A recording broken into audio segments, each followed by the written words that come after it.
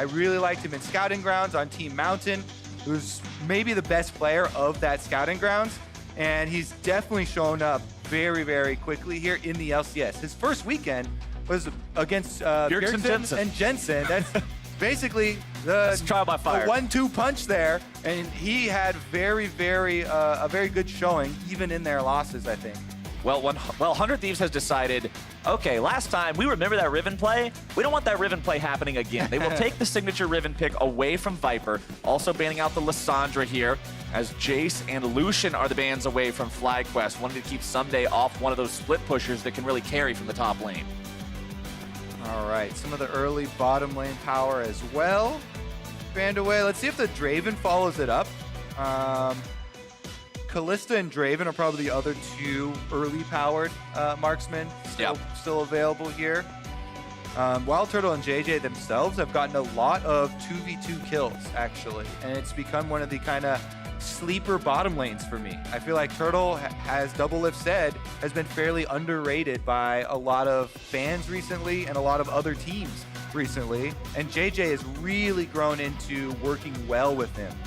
And it's not just on the things like the Ornn. Like, everyone used to kind of meme on him for just being the Ornn support, look for those long-range ultimates, but they have really come together.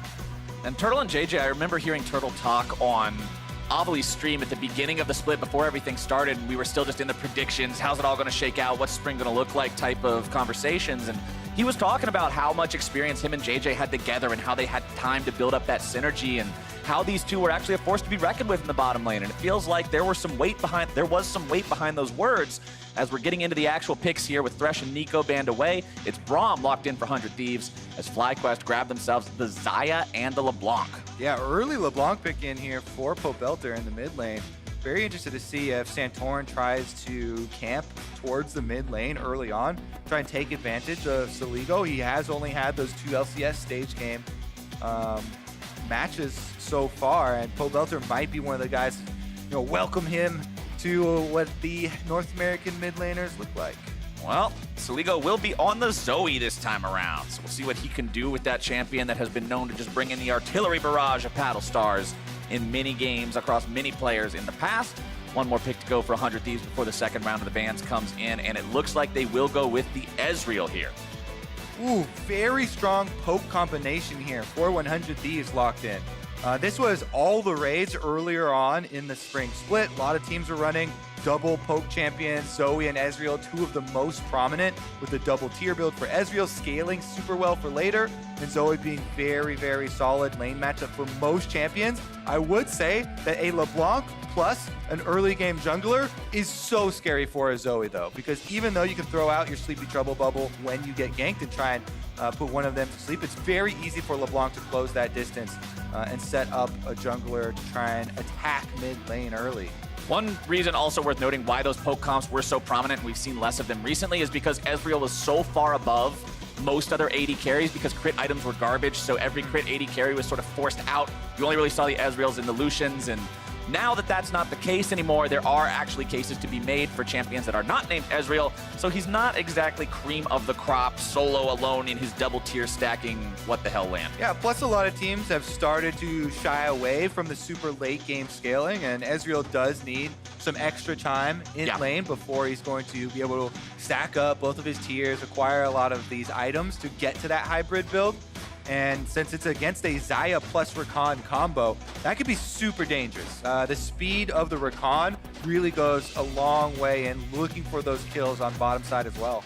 All right, commenting on the second part of the bans here, you're seeing jungle, Nocturne, and Elise, champions that we've seen plenty of recently, as Skarner is also banned out. There were some buffs that got put to our favorite Scorpion recently. I wonder who could have helped get those in the game. Hint, it was me. Also, Rise banned out by 100 Thieves here, not wanting FlyQuest to have that one this time around. It would be in the top lane, so they wanted to keep it away from Viper as FlyQuest blocking the Rek'Sai. Yeah, the Rek'Sai, that's the early game jungler that I'm alluding to with the LeBlanc versus Zoe matchup. Rek'Sai easily can close that distance. It makes it so scary to play this mid lane. You're going to need vision around, plus you're going to need protection. to keep that Zoe safe. If Zoe uses R to go for harassment, go for anything, you get self-rooted basically from where you cast it in the first place. And it's easy for a LeBlanc or a Rek'Sai to go back to your point of origin, hit their knockup, hit their chain, and you really have a difficult time getting away from it, even if you're running a cleanse. So we shall see. Santorin, I have to say, has been one of the standout junglers for me. I really think he deserves a lot of praise, and we'll see how he gets some early game power down, because he has a lot of options here with the rest of these matchups. Aatrox on the top side, LeBlanc in mid lane, Zyrakan on bottom side. I feel like FlyQuest just have all the early game doors open. And remember, we saw the Aatrox versus Vladimir matchup just last game and how hard Aatrox can smash that matchup early on. Vladimir, not exactly the strongest laner up until he gets the cooldowns and the ability levels going. So we'll see how hard Viper can punish Ssumday there in the top side. Both junglers having plenty of early ganking power, not just Santorin working with these lanes that can set him up well, but you've got Sleepy Trouble Bubbles and Winter's Bites for Onda to work with this Jarvan. Yeah, we definitely, whenever we set up, oh, this one's looking for early game, this one's looking for late game, like this is one of the clearest examples, because 100 Thieves have a lot of scaling champions on their side and not the strongest early skirmishes available to them. So we shall see if they can weather the storm here from FlyQuest.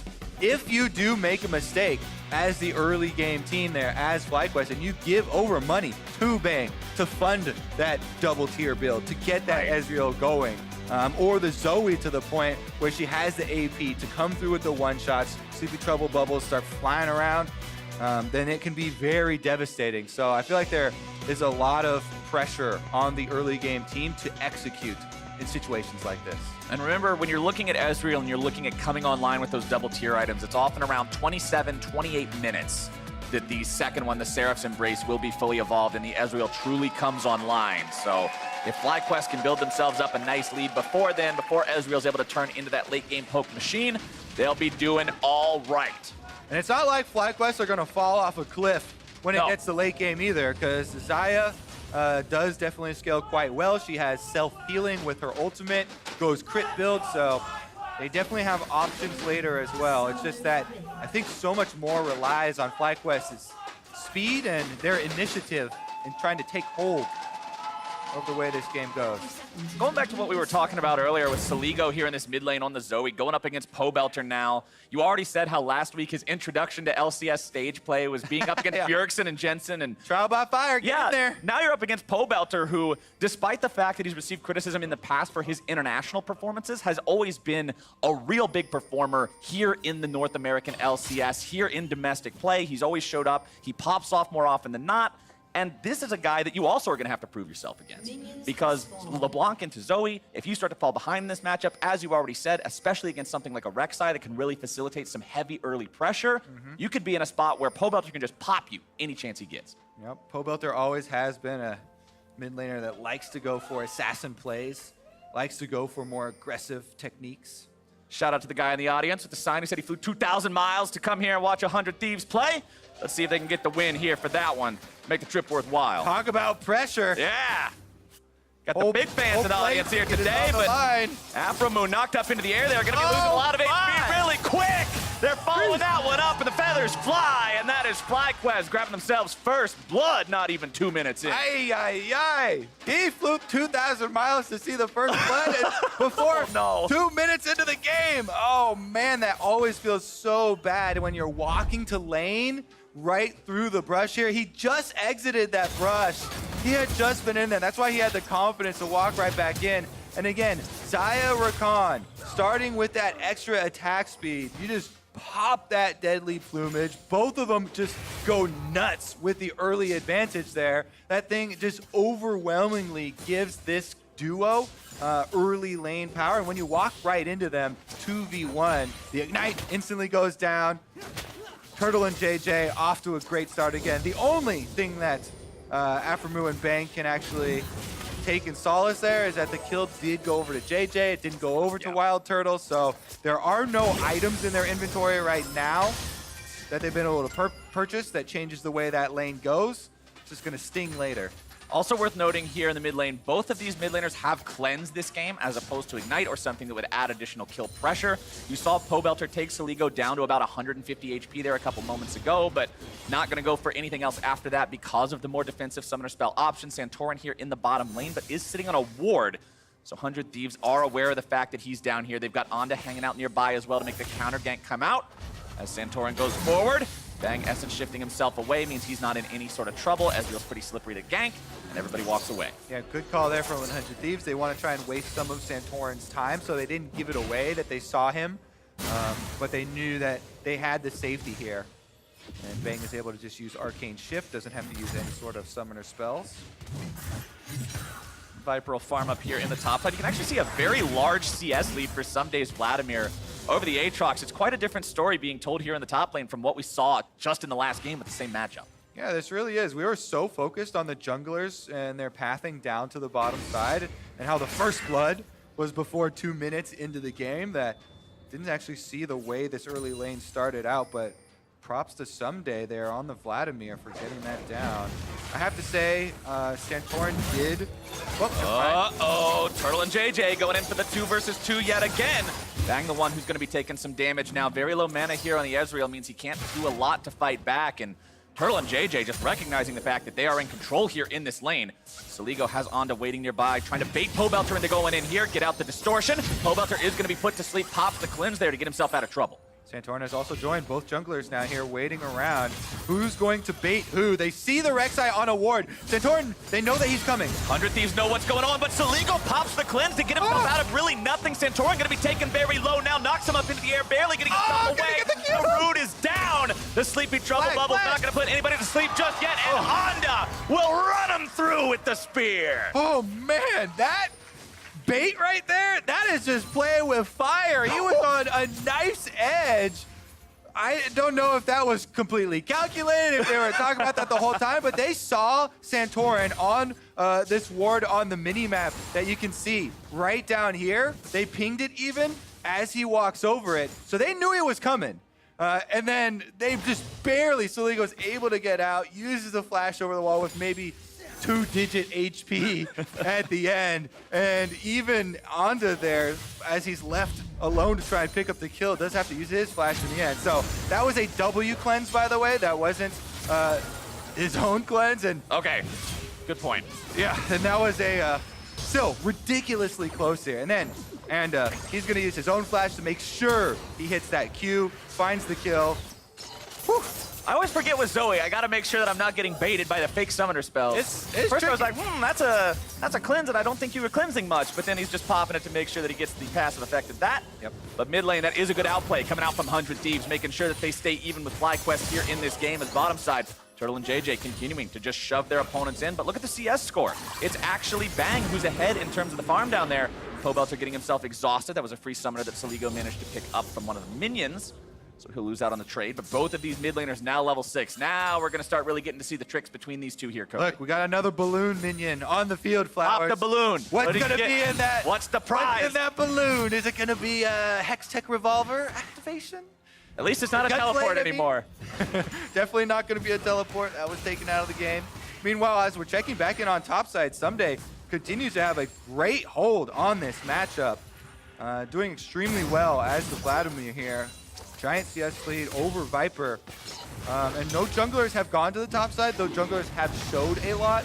Junglers simply showing elsewhere on the map does also influence that. Yes. Currently, though, on the Mountain Drake here, let's see if they finish it up. You can see Santorin wanting to do this, but recognizing the fact that Saligo had priority over the mid lane and was rotating down, he thinks Onda's got to be nearby too, wants to back away from that one. You don't want to give that Mountain Drake over for free with a bonus leash, so he'll just walk on out. As much as FlyQuest wanted it, they don't have the opportunity to secure that just yet. Game is still a slight gold lead here for 100. Every jungler wants to sneak early dragons, but you don't get everything you want, Captain Powers. Got to work for it, and this time around, the extra vision does alert them. As you said, that they're going to get collapsed on, so he just pulls back off, and nobody gives up the objective quite yet. Now positioning, though, especially with a lot of these zombie wards going down, Ghost Poro, everything here in 100 Thieves' favor as far as the vision around this dragon. They've got complete control over the bottom river. Turtle not level 6 yet here in bottom lane. Bang does have the two-shot barrage here on the Ezreal. You could see that Onda was hanging around the bottom side, seeing if maybe they could set up some sort of a play before Turtle gets that get-out-of-jail-free card with the Featherstorm, but now that Turtle's level 6, that's not an option here anymore. Santorin on the top side, moving towards the enemy jungle. As Pobelter tries to get a little bit aggressive here onto Saligo, just grabbing some minor trade damage as the Battlestar comes in and pushes out the wave. You can see now that Viper has Ssumday shoved in yet again. That means top lane and mid lane can both rotate over here with Santorin to steal away that blue buff. Yeah, going to be able to use the lane pressure to push up, take away blue, deny that from Zoe. It's quite big for this matchup, but I have to say, them being successful here on the side of 100 Thieves in that 2v2 mid lane really helps push them towards the mid game where they feel so much safer. Bottom side though, Turtle and JayJ still playing aggressively. Oh, JayJ goes in, gets the flash out of Bang, and there go the feathers. The root onto 2 means Bang and Afro are both taking some damage. Great synergy there between Turtle and JayJ. They go in, and Rakan could have been punished after going for that summoner spell from Ezreal, but Turtle instantly activates that root, so he denies a lot of the follow-up damage that Bang had the opportunity to push out. They do dodge out on the ultimate as well, and they goal posted that perfectly. The two of them just step to the side, let it fly through the middle, and immediately go right back to what they were doing.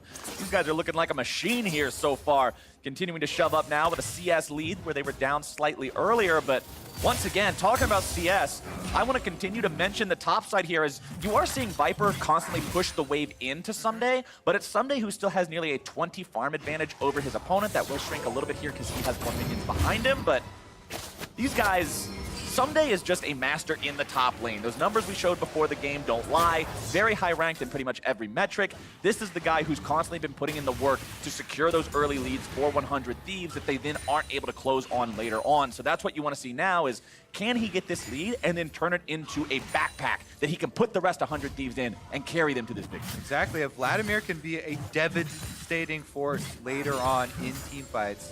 Giant AoE damage possibilities coming through. A Vladimir going deep into the back line can force a Xayah ultimate by himself. And if that is down, then it kind of disrupts the entire team fight for FlyQuest. Right now, the vision is given over by the flag, but that's just going to give you the Dragon Timer because nobody's going in to contest it. And that will be Mounted Drake for FlyQuest. Easy take there for the side of FlyQuest as Pobelter does a good job getting himself away from the Sleepy Trouble Bubble with some quick feet, but Saligo getting the redemption drop there from the minions means he can heal up a little bit afterwards and make sure the trade's not that devastating for him here in the mid lane. I really like what we're seeing here from junglers too. Also, always trying to make something happen. Once again, Onda's looking towards that enemy jungle, seeing if there's anything to find, but he won't get much of anything. He did lose his own blue buff, so he'd like to get the enemy one if he could, but that's not going to happen here today. Too much bot lane control from the side of WildTurtle and JayJ, who will continue clearing out some of these control wars and making their opponents think, all right, is Santorin coming down here? Is FlyQuest going to try to set up some kind of a play? You can see the Sheen and the tier already completed over onto Bang as Turtle continues to just work on those first items. And I think even though Anda is down a camp or two behind Santorin, his focus has been on defending his lanes through vision and tracking. And we talk about how important that was going to be in Champion Select, denying the possible kill combinations of things like Rek'Sai and LeBlanc, where them being seen on a ward prevented a death and even turned around a 2v2 kill for the team. So the focus on vision has been paying off. Anda is really playing the supportive, team-oriented jungler. He's going full tank Jarvan. He's focusing on the vision, trying to keep these riverways clear of Rek'Sai's. Now Rek'Sai will be heading back to the base now. As you can see, there are some wards placed down by FlyQuest in the enemy jungle, but the big concern right now for the side of 100 Thieves is the fact that this bottom lane turret has nearly been taken down. Turtle and JayJ have collected themselves 4 plates worth of money from this. That's 2 bonus kills worth of gold. Yep, that's what the aggressive play is going to get you, and the possibility of all this kill threat when you draft lanes like this. They've really done a great job too. It's a lot about these skill shots. You mentioned whenever this camera's coming down here, Turtle and JayJ, making good trades, making smart choices, and dodging a lot of the possible damage that has come back out. Pobelter again, looking for something here in the mid lane. Saligo thinks that Pobelter is going to try to walk right behind him, tries to predict it. The Sleepy Trouble Bubble does not make contact, so Saligo just fires it back to his own turret. But he'll keep farming up the minions. Not really in too much trouble here. Only loses about 20% of the HP. Pobelter always looking for these plays. That's what I want to see from LeBlanc. So the entire champion is just based on jumping on somebody whenever you can, and Pobelter's always looking to open those windows, make those plays happen. Bottom side, you can see the first items completed for both of them. Essence Reaver on the Xayah, Iceborne Gauntlet on the Ezreal. Means if we do get into some of those bigger team fights, Xayah's going to be critting, and Ezreal will be kiting away. Yeah. As effectively as you would expect. And in the mid lane, the item builds are all early game oriented. Both of these guys investing heavily into early game items with the double Dark Seals, corrupting potions. Here we go though, jungle invade does happen, and I cannot finish this one out before the Patience leashes the red buff back to its original position. And FlyQuest, 4 members into the red buff steal here. Will 100 Thieves go for the smite fight? All right, who's got the smite? Ready to go. JayJ looking to find this fight. Goes for the knockoff, able to find 1 kill instantly. aphromoo already dead. Onda gonna be in some trouble here. Next out comes the ulti coming through from the Rek'Sai. Drowsy now onto JayJ, making sure he takes a nap. But it's Pobelter making sure Onda goes down next. Saligo over the wall with the flash. JayJ wants to follow that one up. Immediately gets himself back over the wall. WildTurtle is going for the 1v1 against Bang. Won't be able to seal the deal, but does get the flash out of the enemy AD carry. Still a 2 for 0 there for FlyQuest. Yeah, 100 Thieves thought they could go for this contest on the red buff, but they just did not have enough power at this stage in the game. We'll have to take a look at the replay of how aphromoo got focused down so quickly. All right, so everybody's pretty spread out here, but Anda's in position for a steal. aphromoo, he gets knocked up, rooted up, just completely CC'd from 100 to 0. Rek'Sai with full damage there is able to finish him out. WildTurtle even getting a shot in. Pobelter then is able to chase down the last kill there with the LeBlanc mobility. And that is going to be FlyQuest very happy about pushing this game state forward. Once again, they're trying to snowball more of this early money. You got your loot and Zeko done now for LeBlanc. An additional Fiendish Codex in inventory to make sure that you've got extra AP and CDR. Always feels good. FlyQuest making that invade happen and getting the extra payoff of the kills along with it. You can see how many wards they put down in that part of the jungle of the red buff of 100 Thieves, as Saligo finally gets his Sleepy Trouble Bubble. And that's a nap that it's going to be hard for Pobelter to wake up from, down to 40% HP just from one of those empowered paddle stars. Next, Drake is spawning here in 3 seconds, so that trade for Saligo, we'll see how valuable it really was. Yeah, that was a really big burst of damage, and he's not even the one that finished the loot and Zeko. He's still sitting on pieces of items here. Pobelter, though, also going to look for his attempt at trading back damage. The rest of 100 Thieves come through mid lane. They push up the wave to get mid priority first and then rotate here into the dragon area, throwing down some wards for the prep. Both top laners also have teleports, ultimates, and flashes available for this upcoming fight should it break out around the Drake pit. FlyQuest rotating Turtle down into the bottom side to push the wave out, and then you'll likely see them rotate right back up into river. All right, quick quiz. Who's going to have a bigger impact in this team fight if both top laners get their teleports off? Vlad, because he's got a stopwatch. Correct, Captain Flowers. He has the stopwatch and a proto belt and the early magic penetration from Sork Boots ready. The Black Cleaver and the extra cooldown reduction from another Caulfield Warhammer is very big for Viper, but the Vladimir can have that giant impact on the back line here with the extra stopwatch activation. Oh! Whoa! Pobelter saying, all right, you want to contest the Drake, you got to do it with 10% HP. It's a death wish now, and that means FlyQuest can easily start the objective up. Saligo's going to remain here in the mid lane just to clear out some waves because 100 Thieves just have to concede it. All right. Well, we never get to have the second half of that quiz, and by chunking out members of 100 Thieves, FlyQuest were able to earn was the second half the answer key where we find out if it was right? Yeah. Oh. They're able to chunk them out, and they are able to get the objective through just health exchange there. That's one of the best ways to be able to secure these early dragons. You don't have to take any risks through the team fights of getting outplayed. Just a large chunk of damage earns you a lot of power there. And that is going to be Ocean Drake Regeneration.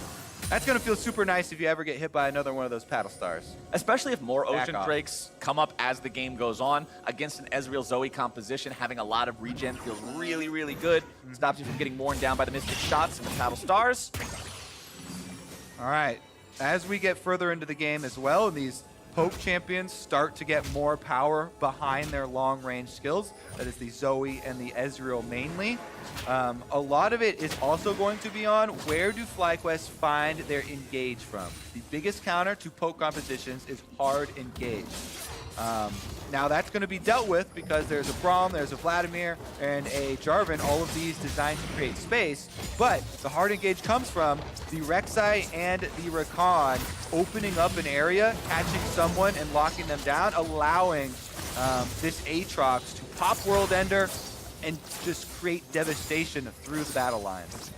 FlyQuest grabbing their second turret of the game here topside. As you can see, Turtle taking that one down, bringing FlyQuest up to a 4,000 gold lead. 18 minutes in, really looking strong here, not falling behind early on like we talked about the first time these two teams fought. As Pobelter goes drowsy, hops away twice. Good job there getting out of that one, as he's not going to be collapsed on anytime soon here by the rest of 100 Thieves. They have rotated over as Rift Herald will fall. That one's secured by the side of FlyQuest. Santorin picks up the eyeball, so he'll be ready to go if they want to push down that mid lane tier 1. I felt that one in the stadium, actually. I feel like they turned up the Dragon and... Yeah, the crowd's feeling it too. Like, our stage is actually shaking here for that one. I like it. Epic monster taken. Dun, dun, dun. All right, where is Rift Herald going to be used? Because that is such an important tool for pushing the tempo in the game. We keep talking about how, you know, this early focus is going to have an issue with stalling out. If you ever can't knock down that last outer turret, then it buys a lot of time for the scaling of the Zoe and the Ezreal to come through. For Vladimir here to get some more punch behind the AoE damage. Taking a look at where the wards are placed, you can still see 100 Thieves mostly controlling their own jungle. A lot of control wards placed down in their upper jungle here as aphromoo moving down through the bottom side, trying to make sure that FlyQuest doesn't push up and control more of the map than 100 Thieves thinks they should at this point. Yes, they're down 4,000 gold, but considering you have champions like Ezreal and like Zoe that can do a lot of damage over the walls and in these small corridors of the jungle, you still don't want to concede that space for free, as FlyQuest is going to do what they can to flex those muscles with the lead that they've built and move up and force these guys out. And as we are focusing in this game a lot on traditional poke champions, like the Zoe, like the Ezreal, LeBlanc does have a quick and repeatable damage combo that she can pull off from range. It is more dangerous, but we might get a display here as Pobelter going back in for the blue buff. Ooh, Anda with a good smite though. Yep, he's able to get it away. I will say that one of the biggest issues in dealing with FlyQuest comp is that there is no point-and-click hard CC that's easily available to lock a LeBlanc down. So if Pobelter on the side here of FlyQuest, who already has 2 kills by the way, continues to rake in the money here in this game, it can also be difficult for the 100 Thieves side to deal with a very quick damage combo that comes through with these distortions. All right, Shelly Headbutt takes down a tier 1. Pobelter getting the chains off onto Anda. Also want to point out, I really like the second item choice here from Pobelter in the Banshee's Veil on the LeBlanc, making it so when he jumps in to trade onto Soligo's Zoe, he can't be immediately bubbled as a response. Makes her have to hit him with something else beforehand, and it's going to help him in the team fights when he jumps in as well. Yeah, not only do 100 Thieves have to hit Pobelter with a skill shot, they have to hit him with 2 consecutive skill shots to be able to lock him down since the Banshee's Veil has been purchased. So it's definitely buying yourself some extra chances there. Do like that opportunity. With the Rift Herald activation, as we're expecting, the last outer turret goes down, and that is big for FlyQuest once again. Now is the crunch time where they have to try and move up their wards. Dragon's about to spawn, and it is an Infernal Drake, so we're going to see some fight. I really like Infernal Drake when you've got a champion like LeBlanc whose entire identity is 100 to 0 because it increases the threshold from which you can 100 to 0. Makes it so a loss might be a win if you have just that little extra bit of damage. And FlyQuest surely want to control this one with the gold lead that they've built for themselves. All right, very big to look at the wards here in the river because that allows Zoe and Ezreal to throw out these skill shots from afar, go fishing for very high value skills landing, and you can see FlyQuest, their #1 objective here is taking down those wards and replacing them with their own. A bunch of zombie wards popping up. Infernal Drake is leashed out. Viper still bottom side. He's not coming up, so I don't think they're going to commit to it. True Shot Barrage fired off, so that's an ultimate that will not be available here for this team fight as long as it's started up fast enough. Pobelter dodging away from quite a few things. Does get hit by the paddle star though, walking back and forth through that brush between the river and the mid lane. Here comes Viper. He has rotated from the bottom lane. This might be it. FlyQuest now. Pobelter nearly killing aphromoo there, taking him down to 25%. That should be the green light here for FlyQuest. Again, it is so difficult to deal with the mobility of a LeBlanc if you don't have point-and-click CC.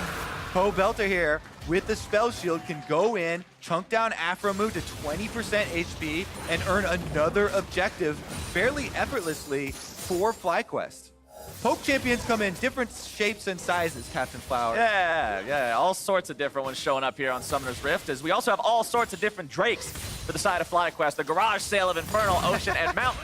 All active now for these guys, but all three of those are really good bonuses to have. And remember, ever since Drake's got changed to have the first one be weighted more heavily, a Garage Sale is better than when it used to be. Variety is the spice of It's life. a bougie Garage Sale now. Okay. Buying some fancy antiques. Well, WildTurtle's pretty happy with his antiques that he's been able to combine here so far. Has the extra stopwatch, your favorite item, Captain Flowers. So that means that not only do they have to track him down, pop the Xayah ultimate, but he's going to have another stasis to go through. Yeah. And Xayah actually operates very effectively earlier than most crit marksmen, I feel like, because she does get a large benefit from the early Essence Reaver. Cooldown reduction goes a long way with this champion. And so we'll have to see if 100 Thieves are going to be able to take their stand and make one of these important incisions into the FlyQuest territory.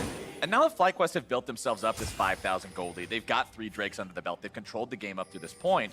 I'm starting to look towards Baron now, because we're 24 minutes into the game. It seems like FlyQuest is struggling to push into the tier 2s, and one way that you can sort of stop that stall from happening is just go for the Baron. Goodness. Force them to come after you, as Saligo is nearly killed by Pobelter. Yeah, Pobelter here, unchained, just continues to go in for these very, very big trades. This time around, only a few HP left on that Zoe. And look at that, calm and cool. They're so stops on good the at outside. sidestepping these this game. That's 3 different players on FlyQuest who have casually just took one step to the side of the Ezreal ultimate. You know, made it look easy. Pobelter sees another target. So one thing that I would say in why FlyQuest are not starting up the Baron, even though they have all this vision around it, is that they have absolutely no tank. Their only semi-tanky member is the Aatrox Viper, and Viper is the one trying to keep the split push pressure down on bottom side. Rek'Sai is definitely not a tank pretty much at any stage in the game, nor is Rakan. So it's more about FlyQuest trying to find these little pokes, offensive plays. The speed, again, is what they're relying on. Rakan, flashes from Rek'Sai, and of course the LeBlanc that has been on display. Yeah, Chad Rek'Sai build with Warrior into Black Cleaver. The only tank item you have, air quotes, for those of y'all that can't see me because you're at home, is a stopwatch that prevents you from dying instantly when you go in, so he'll have that, but definitely not somebody you want to be eating a lot of poke there, as Viper will just barely manage to steal away that big Krug before his opponent moves in to swoop everything up there with the Tides of Blood. Viper is level 16, so has the final level on the World Ender. Low enough cooldown on that one now, as Ssumday working towards a level 16 of his own. Now, it is a lot more difficult to push forward the state of the game when you have a comp like this, where you don't have anything that can really tank up Baron that easily, even with an Ocean Drake on their side, giving them regeneration. However, I think they still do have some very good options. Aatrox is level 16 now. You can threaten dives very effectively, and you have a lot of mobility, and again, the speed to try and pull off moves like this, even under turrets, and continue to chip away at those defenses. Tier 2 taken down by about a third of the HP here in top side. Pobelter continuing that pressure. JayJ, it's funny, the supports only level 9 and level 10 in this game, with solo laners just starting to hit level 16. Big. Two-shot barrage, finding its way onto WildTurtle, who's going to be in some trouble now. Goes into the Featherstorm, keeping himself alive, but he goes to sleep. Stasis isn't going to do it, buddy. It's only buying a couple of seconds. Shut down over to Saligo. Oh my goodness, goes to sleep up there in the ultimate. That is ridiculous. Pobelter buys some tower damage here with that time that everybody from 100 Thieves went mid to get the kill. With that kill and with all the pressure that's being put out, though, there's not a huge response that's coming through. 28 seconds left on WildTurtle, and 100 Thieves have to be so careful about not overextending after this big kill. Now, they go through there. Again, the sleep was already on Turtle, but he falls asleep there. He flashes and then stopwatches afterwards, but of course there's nowhere for him to go after that. So unfortunately, it's a waste of flash and stopwatch at that point. Again, though, one of the benefits of being a high-pressure 3 lanes pushing this late into the game is that you could see there was no option for a big punishment for 100 Thieves there. Even though they got a kill on the enemy marksman, the AD carry, one of the most important champions on the enemy team, they cannot make a super risky play rushing out because they have so many minion waves to push back out and kind of attend to. Oh, here we go. Honda's going in real hard, but he's all alone. Tries to find some damage down to WildTurtle. Ssumday going to be rooted up there by the second part of the chain, but now they've started off the fight in a big way. They're going to immediately pop Ssumday. Honda into the back, buying some time, but the stasis isn't going to do a whole lot of anything. Pobelter keeping everybody else away. And Honda makes a crucial error, going in way too early without the team. Something there was not communicated for 100 Thieves. They were not on the same page. Disjointed engage means FlyQuest are able to get the re-engage with Rakan finding the Vladimir kill right out of his pool. This Baron's now at 3,000 HP and it's going down. Saligo trying to make the plays happen, but it is not going to be here today. And yes, Kobe, I want to applaud JayJ. A round of applause for this man. He recognizes as soon as that pool is ending and before Ssumday is able to pop the stasis on the hourglass, he charms him, knocks him up into the air, and makes this fight go the way of FlyQuest. Yeah, here's another look. Anda does go in. He wants to engage on WildTurtle, who he knows has nothing left for defensive options, but there's no damage behind him there. JayJ goes in after Ssumday got chunked out in a bad spot and had to use the pool. JayJ uses that Rakan speed that we've been hyping up the whole game to find himself with the ultimate on, so you get instant charmed as soon as you come out of the pool. He just kind of has to sit on top of the pool, and they're able to pick up the extra kill. That means with Baron buff, that's your best friend for ending out the game. Meanwhile, bottom side, Pobelter. Pobelter could be in some trouble here. Still very slippery on the LeBlanc, so not enough lockdown on the side of aphromoo and Ssumday to actually grab any sort of a kill, as Pobelter's now feeling good, jumping forward, jumping out of the way of the money bag, and giving him a sigil on the way out. But FlyQuest now up 8,000 gold, now pushing all 3 lanes. Baron buff ready to go. Viper's going to 2-hit that turret.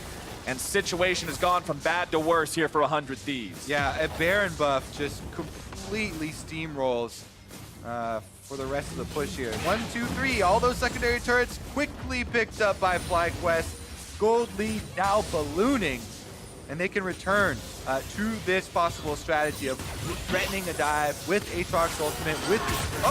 Oh, they're able to find some damage, and there goes the kill. It's Ssumday cashing in, getting some revenge onto JayJ. All right, that's going to do it. That will buy 100 Thieves time. That's exactly what they needed to try and stall out the rest of this Baron. There's a minute and 37 seconds left on this Baron buff, but without JayJ, down 1 champion here for FlyQuest, 100 Thieves are going to be so happy. This Baron doesn't mean they lose an inhibitor.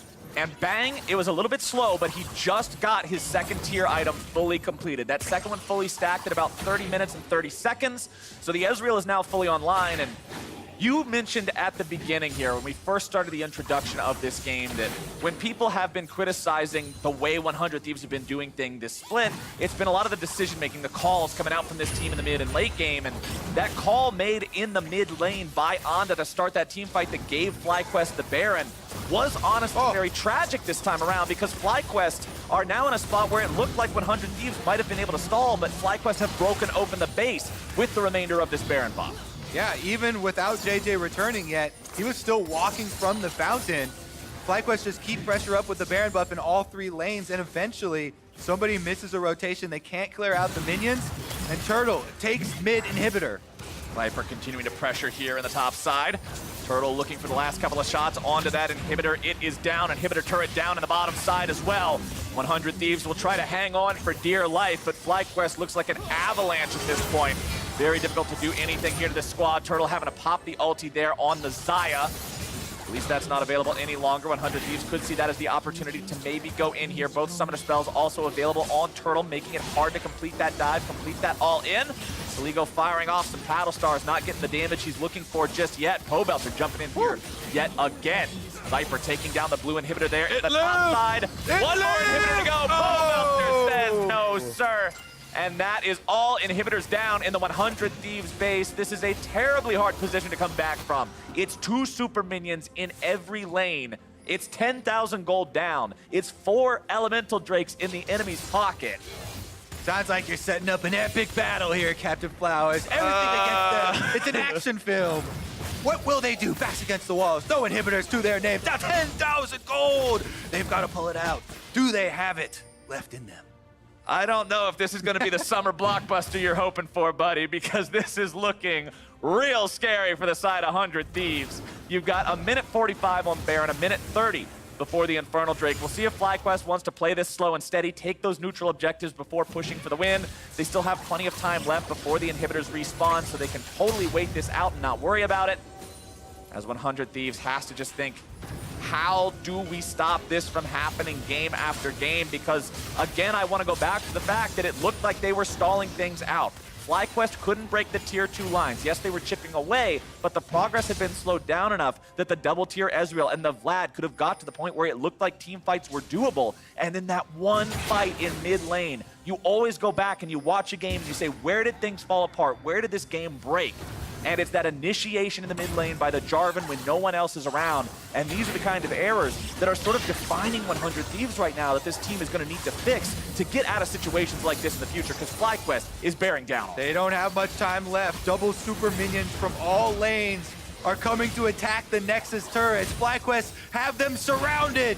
FlyQuest pushing in.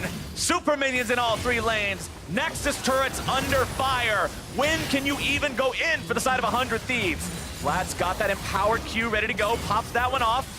Continuing to channel the tides of blood, trying to get rid of these minions. FlyQuest isn't even having to hit the turrets themselves. The super minions are doing all the work. 100 Thieves will repel the attack for now. Pobelter manages to make sure that final Nexus turret goes down. And now only one structure stands for the side of 100 Thieves. Saligo takes a little bit of damage there, returns something back onto Santorin. Pobelter continues jumping in back and forth whenever we can. Infernal Chain's not going to do a whole lot just yet, but JJ's going in, looking to find the taunt onto multiple people. They're already able to find the killing spree down onto Ssumday. Onda's going into the back line, but he's already going to be taken down by WildTurtle. FlyQuest onto the Nexus, and they will waste no more time. It's a double kill over to Turtle. They'll pad their stats on the way out, and they'll take down 100 Thieves.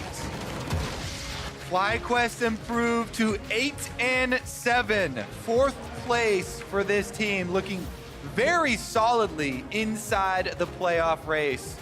And I am excited to see what they will do in playoffs. FlyQuest had that part where they were in a little bit of a slump halfway through the split, but again, they played a lot of the best teams in the league during that slump, and now that they're out of that, they've got back into form a little bit, they're back on these team comps that look very FlyQuesty, they're looking solid.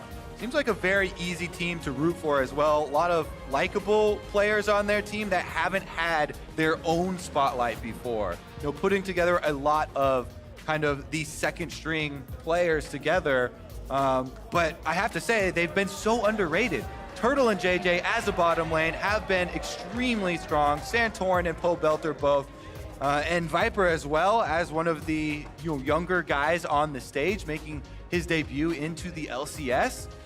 They've really impressed on all fronts. And again, I just want to applaud JayJ this game. Him and WildTurtle getting that first blood in the bottom lane before 2 minutes even ticks on the clock. Him being the one responsible for making sure Ssumday explodes in that mid lane team fight that ultimately gets them the Baron and continues accelerating the game. JayJ popped off. He definitely did. I feel like that duo having pressure, what was it, 4 or 5 turret plates they were able to mine themselves. It was a whole dinner's worth of plates, man. There was a lot of plates going the way of FlyQuest. But now that the dust is settled, we're going to go ahead and send things down to an interview with Riv, who's standing by with a member from victorious FlyQuest. Thank you very much, gentlemen. Great cast on the day. As always, I am joined by Pobelter, FlyQuest mid laner after taking down 100 Thieves. Playoffs still very much in sight. I have to ask, what is the team doing? What steps are you taking to ensure top performance here in the final weeks? We're just playing scrims, kind of the same thing. Yeah, I don't know, we're just scrimming. All right. You kind of seem to be flexing a bit of WildTurtle's positioning in his AD carries. Is this kind of like the trump card? Are there any secret picks we should see coming out? Not that you have to name them. Yeah, we've prepared some really strong picks in the event that we make it to playoffs, and so yeah, get ready for some crazy stuff. Fantastic. 2 of your final 3 games consist of the top 2 teams, beginning with Team Liquid tomorrow. How is FlyQuest feeling about that matchup? We're going to smash Frio. Ooh, all right, you heard it here. Smash Frio coming from Pobelter. FlyQuest taking the win over 100 Thieves, and we're going to send it back to State Farm Analyst Desk. Thank you very much, Riv. Great interviews on the day, and we have FlyQuest picking up a win here, moving on to 8-7, 2 behind TSM, 2 ahead of CLG, and the rest of the team's at 5th. And honestly, it felt like they took care of business here. Far better team. 100 Thieves still look kind of hopeless, unfortunately, and the hopelessness started early. Well, we can go easy on them now. I think it's safe to say they're probably not going to make it to playoffs. They're probably the 10th most place likely team. out, so Yeah. they're free to go. We'll keep the rest for the Okay. rest. Yeah, I mean, FlyQuest, I think, played a pretty clean game. They picked fairly strong laning matchups and then were able to take advantage of that relatively early on. And then because 100 Thieves sometimes struggles to get things going, whenever you don't have any lane advantages, you kind of just slowly lose the game. And this was a relatively slow game. You know, I hope that tomorrow Pobelter actually does smash Team Liquid. Not because I have anything against Team Liquid, but it'd be cool. And the Team Liquid really has nothing to lose anymore. They got the guaranteed first place already. So go Pobelter. I'm rooting for you tomorrow. They could lose their pride, though. There's no way they'd not. Yes, but then you realize you're, what, 14-2 or something like that? Are you really that sad? I'm probably not sad. I'd be pretty sad. I'd be pretty My sad. former teammate, right? I'm the one who just wants to win every game. So, like, 17-1. I wanted 18-0 for them. Yeah, I agree. I feel like if you're TL, you do look for the 17-1 overall play. Either way, let's pull out a couple of clips from this game. It got out of hand pretty quickly, but this is one of the team fights near the mid game. And this is, oh, sorry, you take it. Oh, so at this point, the Rek'Sai, the LeBlanc, the AD carry on WildTurtle are on an item power spike, so they're very Everyone here, strong. all 4 members are stronger. Yeah, and so it's super easy for FlyQuest to take this engage, not only because they're more coordinated by being grouped up and focusing the same target right away, but you can see that bang on the bottom side. Look at how much damage his Qs have been doing. That barely touches Turtle. That's like the 7th Q he's hit in this fight, and look at how healthy they still are. It's just one of those moments where you're 100 Thieves and you have to say, it's their buff. Let's try to get something else out of it. Just abandon the area, and you just have to get your warding early enough so you can recognize the invade happening, that they want to use a power spec. You go to another side of the map, you take something else, and nothing happens, but you still keep yourself in the game. It's one of those things with a poke comp where, like, you can theoretically win most standoffs if you land your poke. The problem was both Onda and Afro got a little too close, and that was a really obvious trigger for JayJ to just go. But the idea with Zoe and Ezreal when they're contesting your red buff is like sit over walls, kind of poke at them. Jarvan throws flag for vision. Taking the blast cone over was just a little bit over aggressive, and FlyQuest punished it well. Right, and I mean, at that point, they don't have any items, so they're not really doing damage if they hit their poke. Like, you saw like Ezreal Qs hitting, even with the Zoe Qs, they're not really doing damage yet. They need a bit more time for that. Yeah, it's kind of funny because 100 Thieves have felt like in so many of the games they felt hopeless. They would just sort of sit there and let themselves get killed, or like let their Nexus die and no one fought for it. So like, okay, well, we're gonna fight for the red buff this time. We're going to step up. Ooh, wrong kind of step up. Didn't work out well. So either way, want to spend some more time talking about FlyQuest because they are the team that won here. There was discussions. Are they the 3rd best team, 4th best, 5th best? They do have tough opponents in front of them. Top 2 teams in the league, as well as Golden Guardians, who seem playoff bound as well. What's it look like for you guys? How's FlyQuest going to do in this last 3? It's tough, but this is, like, I actually think not a terrible way to end the season. Like, you have a chance to get a lot of confidence going into playoffs. Like, realistically, you're going to go most likely into quarterfinals with this team. You are favored most likely in those quarterfinals, but if you can take a win off C9 or TL, you gain a lot of confidence come semifinals and be like, hey, we did this before.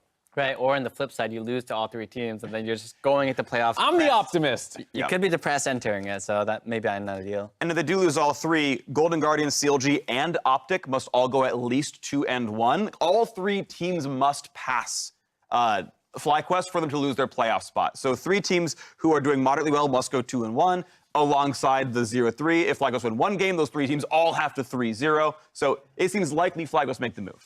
I've gone 0-3 before when I only needed 1 win to get past the thing.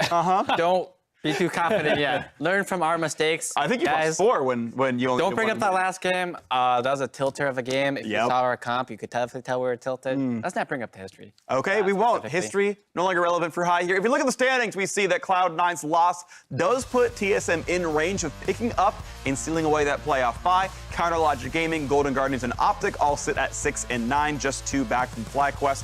One of these teams will not make playoffs, maybe more of them. Of course, no teams are yet currently eliminated from playoffs, but with 3 to play, 100 Thieves must make up at least 2 and probably more. Let's take a look at how predictions went for the day, and it was a little rough, unless you're Mark Z, in which case you got a lot of these right. On the bright side, I did say my last one's gonna be a bit fun, so I could let Mark catch up. Hey, now we're all tied. We're almost at the stat spot. Now we work together to beat the stat spot. 1 behind. What is stat spot even at? I haven't seen stats. Right here. 1 behind is in the middle. Oh, Stat oh, spot oh. It's is 50, a 25. clean 2-to-1 ratio. Right.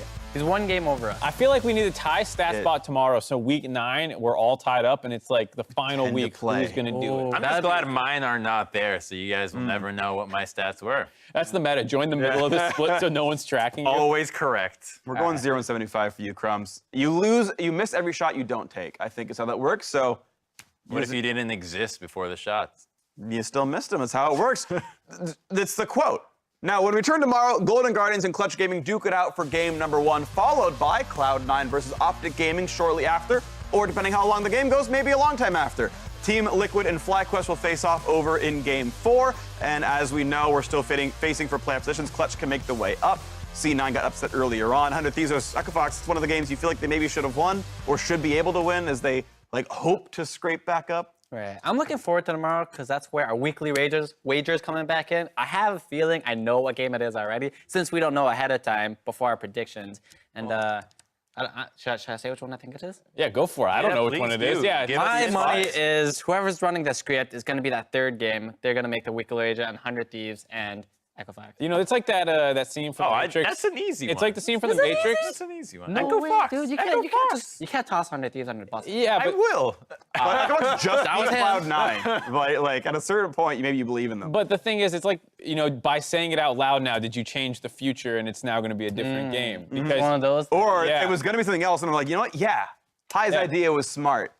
Or not. Mind games. Crumbs doesn't think so. He thinks it's an easy I guess. think easy. Echo Easy. Fox. Commit. 100% Echo Fox. yeah, You heard it here. That's what they said. Team yeah. Liquid versus FlyQuest. That's going to be the one. After we sign off, the LEC rebroadcast gets going with their final day of their regular season. They play a week before us, where their playoff seeding came down to tiebreaker games. See how the day played out when we say goodbye. Now, for myself, the casters, the entire live broadcast crew, thank you for watching, and we'll see you tomorrow for more LCS. Good night.